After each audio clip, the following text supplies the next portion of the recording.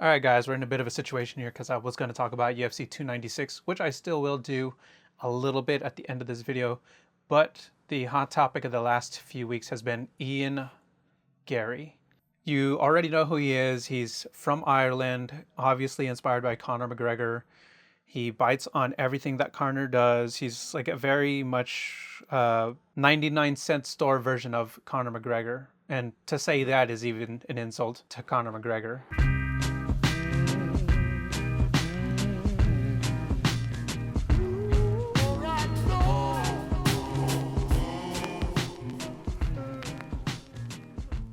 I said it last year, we're not here just to take part, we're here to take over. Well, we're not here to take part, we're here to take over. But I am telling you right now, that back there is not real. And you can sit on this plane and you can die. I would say his skills as a fighter, he's a better fighter than Conor McGregor. But his personality, he's trying to be the next personality in the UFC.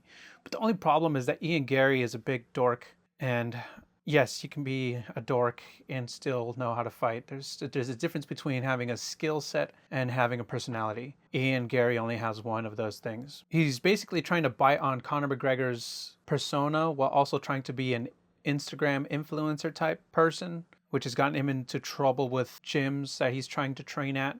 A lot of his influencer behavior seems to be influenced by his wife and girlfriend / manager, Layla and Lee Machado. The name thing I find interesting, Chael Sonnen, Uncle Chael, has had some funny thoughts on it as well.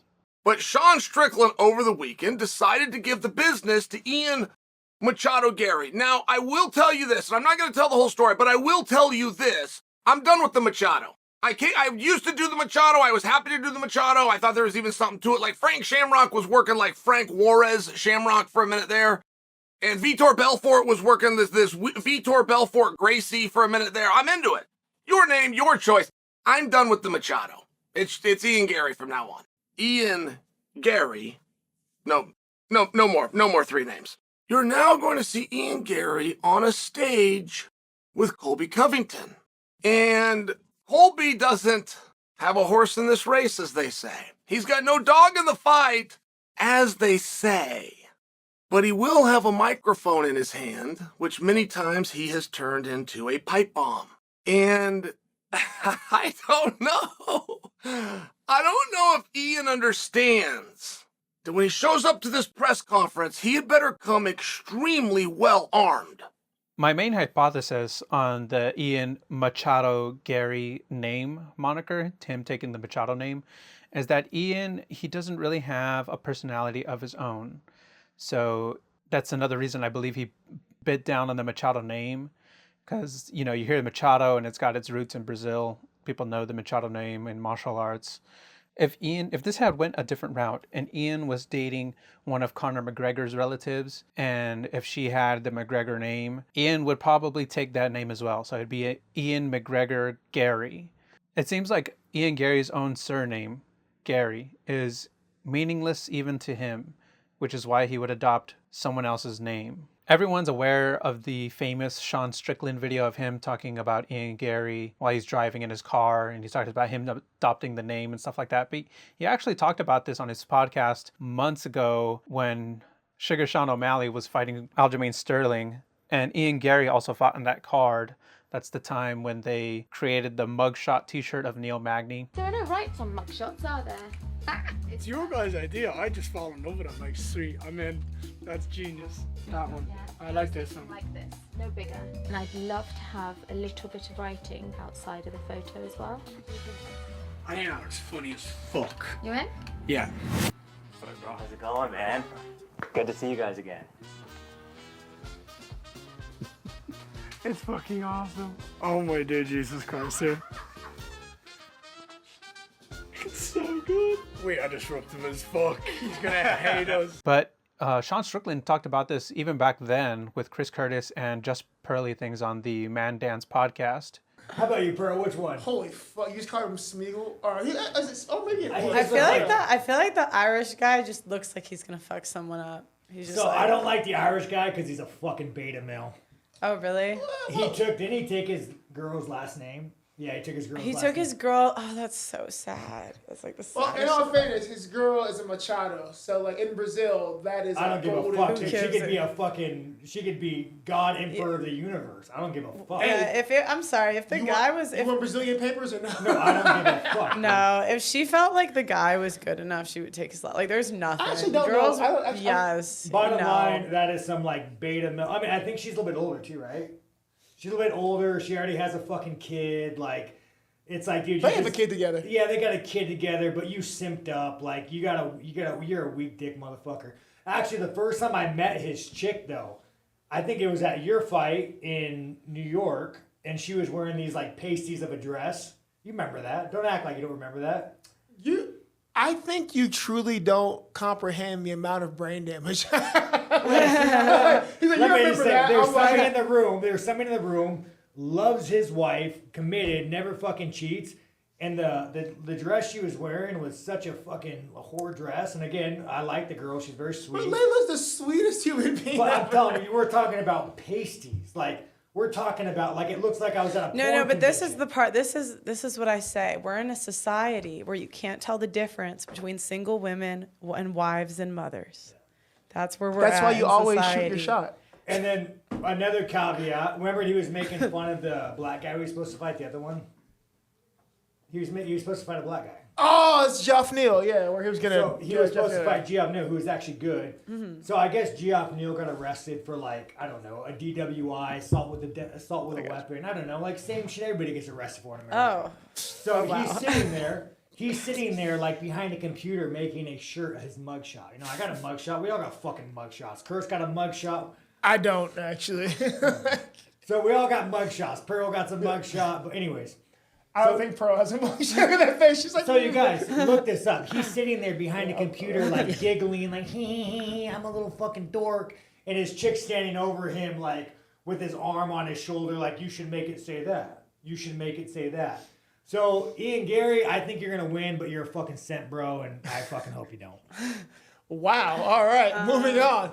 Another thing is that there's a track record of gyms that Ian Garry has been kicked out of because he is not a very pleasant athlete to work with. 2 of them, I believe, are on record. Obviously, the most recent one with Leon Edwards, the gym that he trains at, and Ian Garry claims that because he is threatened by the up-and-coming prospect of himself, Ian Garry. Leon Edwards has denied the claim. He just says that basically Ian Garry is not an ideal athlete to work with. He's late. Pretty much like he's full of himself. He's trying to be an influencer and stuff. There's always cameras in the gym and he's trying to show off and all that. But yeah, so it just seems that Ian Garry is one of those guys who's just so full of himself and he's completely unaware of how up his own ass he is. There's also been talk or speculation, rumors, whatever you want to call it, about him getting knocked out recently at the gym, which I believe was at the Team Renegade gym where Leon Edwards trains. Patty Pimblett originally claimed that it was Leon Edwards that knocked out Ian Garry during a sparring round, but Leon Edwards has come out and denied those claims.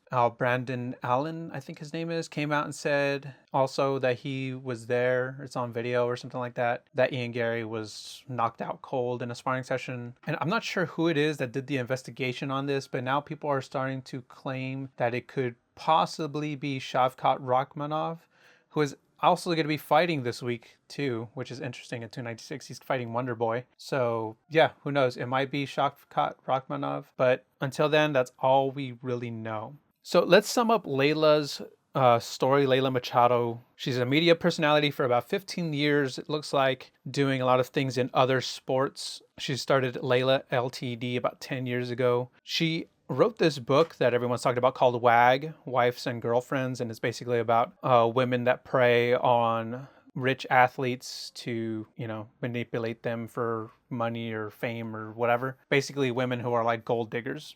This was actually cleared up by Schultz because apparently the book is a bit of a parody. I guess some people found that Ian's wife wrote a book, WAG stands for Wives and Girls, so it's basically like how to get an athlete. Yeah. And if you don't look into the book, it's actually an audiobook. The perception is this older woman locked down this young rising star. But I looked into the book. The book isn't serious. Yeah, it's like a satirical It's book. satire. Yeah. Yeah, it's making fun of the thing that she ended up being, I guess. Right? Like, it is tongue in cheek. The whole thing is satire. So, It's not even like it's like a short. It's not like a full 11 fucking pages or something like that. It's not real. Yeah. So I think what's happening here is there's just a lot of like pieces of information that if you look at them on the surface, they look really damning. And you look at this like young superstar, potentially superstar athlete, and you're like, oh, fuck, did he get tricked by one of these women? So I'm curious, even her perspective on it, which is, I wonder if she's like, I can't believe I ended up being a wife of an athlete. I used to make fun of these girls for fucking years. Like, what the hell is going on? Like, I wonder if she could even reflect and be like, I get it. This looks horrible. Yeah, we joke about it all the time. We tease. I became this thing I made fun of. Right. Yeah. Right. Also, let's take a look here at the shirt, the Neil Magny shirt that they made of Neil Magny's mugshot. That's fine, you know, you can make fun of, you know, it's the fight game. You can, you know, talking shit is part of the fight game. But when other people come out and talk shit about them, now they get all butthurt about it and they want to file lawsuits against people who are making fun of their lifestyle and their weird life choices. For example, Richard Cullen, who is apparently Layla's ex-husband, who works with or for Layla. I don't know, something, there's a LinkedIn link. This guy, Richard Cullen, performance nutritionist, because apparently he is Ian Garry's nutritionist. So there is some weird speculation about the diet that he's put him on. He's put him on this vegan diet right here. It even says here on LinkedIn, performance nutritionist for UFC fighter Ian Garry and a director at Layla LTD. So yeah, people are kind of making fun of him for basically working with Layla's ex-husband, who is very active in Layla's life still. And he's put Ian Garry on this vegan diet, which... So the thing about the vegan diet is that it can but it can make it easier for someone to manipulate you because you're lacking vital nutrients that you can get from a regular diet, a protein-based diet. When you're on a vegan diet, you have to take supplements to replace the like B12 and just nutrients you don't get when you don't eat meat. So it's a good diet for being able to manipulate someone's thinking process because they lack a healthy balance of certain things that you get from a carnivorous type diet. Ironically, out of this whole situation, Brendan Schaub has had the best take for Ian on how to course correct this situation. And it's just a little funny that Brendan Schaub, who for a long time, people, myself included, have been pretty annoyed with. He's trying to do the stand-up thing and he's not really a good stand-up. But I think this year he's had like a lot of self-awareness, and I believe that his take on Ian Garry's situation was actually a pretty good one. For Ian Garry, he needs to wake up this morning and go, whoa, get the wife and the ex-husband and go, what the fuck are you two doing? You are ruining my career. And it has nothing to do with fighting. Not only does it have nothing to do with fighting, but now you're deflecting away. I got to fight Vicente Luque. If you figure all that out, you get through this shit storm that you're dealing with, and you head kick Vicente Luque, you get on that mic and you rip the hottest freaking promo, calling out Sean Strickland and Leon Edwards, going, yeah, you B-Rabbit, you 8 Mile this thing, and go, yeah, my nutritionist did used to fuck my wife. Yeah, you old school this thing, dude. Take the power back. Yeah, my nutritionist, I made weight, used to fuck my wife. Yeah, he lives with us. Yeah, my wife wrote this Wags book, and we still here. Sean Strickland, come get some. UFC 300. Leon Edwards, yeah, I did get kicked out of the gym. Big deal. I'm glad I got kicked out. I'll see you at UFC 307. Double champ. Who wants it? Mic drop. Merch. Money. Different narrative. Or you can keep doing what you're doing and sliding in dudes' DMs and threatening lawsuits, which we can't run with here. For Ian Garry, dude, you do what you do best. Kick people's asses. Don't hire lawyers. Number one rule in prize fighting is we don't threaten lawsuit. You're not going to win anybody over. You punch them in the fucking mouth. And you can do it and not get arrested. Oh my God, you got the best job in the world, dude. Anyways, in conclusion, I will say that Ian Garry is a skilled fighter. He's not Conor McGregor. He's not interesting. He's easy to manipulate. He doesn't speak up for himself. Layla does. Like, for example, when she was interrupting his interview. You said, like, everyone is talking, you haven't said a word yet. Well, now's your opportunity. What's your thoughts on that? I'm going to interrupt 1 second. I know. I suppose you've heard some stuff yet, but Or when this first situation was first popping off, Ian kind of came out and said, I'll let my wife speak on our behalf. It's like, dude, you need to speak on your behalf. You can't be having her speak on your behalf. There's been a lot of shit being said online about me, my family, my personal life. So my wife decided to clap back a little bit, give some truth to the story. And yeah, so listen to what she has to say. So, some content creators and MMA media are having a fucking field day on my private life. Nasty bitch. Like, you're going to be in the ring. You're going to be at the press conference. People are going to be chomping at the bit to make fun of you and talk about you. So you need to be doing the talking. You can't be having a wife doing the talking for you. He's a cringy dork. He doesn't know what the Streisand effect, but they both apparently don't understand the Streisand effect, because with them trying to bury this story by claiming to sue people, that's just, you're making it even bigger. Like, now everyone's been talking about it. He can't handle the spotlight. He privated his social media. I believe, actually, yeah, see, his account is still privated because he couldn't handle the jokes online, the critique online. He just can't handle it. But he's the Will Smith of the UFC, is what people have been saying. So I thought, in good fight night memes fashion, we would make a good fight night meme.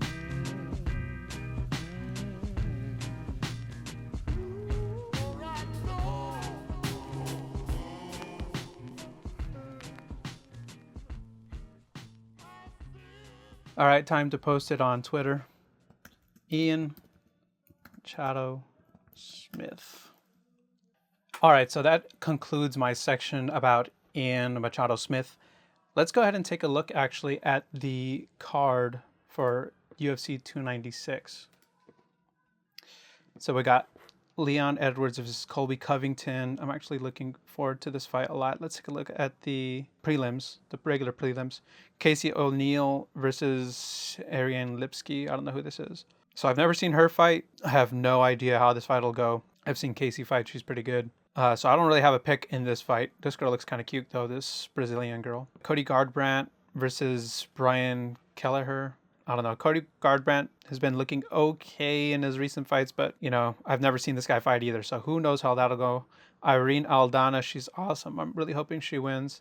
Josh Emmett, also another dope fighter who I hope can win, too, against this guy. I've never seen this guy, Giga Chikadze. I mean, if you remove some letters from his last name, his name would literally be Giga Chad.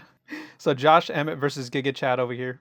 Vicente Luque versus Ian Garry. Obviously, with this whole situation going on, I mean, Ian Garry is probably a more skilled fighter, but I am really hoping that Vicente Luque can serve up some humble pie. Tony Ferguson versus Paddy Pimblett. This is going to be crazy because Tony's been, this training that he's been doing with David Goggins it's hard to watch. And it's also hard to watch Tony fight because has not been looking good. I hope Tony Ferguson can win this fight and just ride off into the sunset. But he's a guy who, everyone's been saying it, Tony Ferguson has never had an endurance or cardio problem. He just has been on a bad streak. You know, he's a great athlete. He's a tough person. It's just, I think he's been through so many wars that his body can only take so much.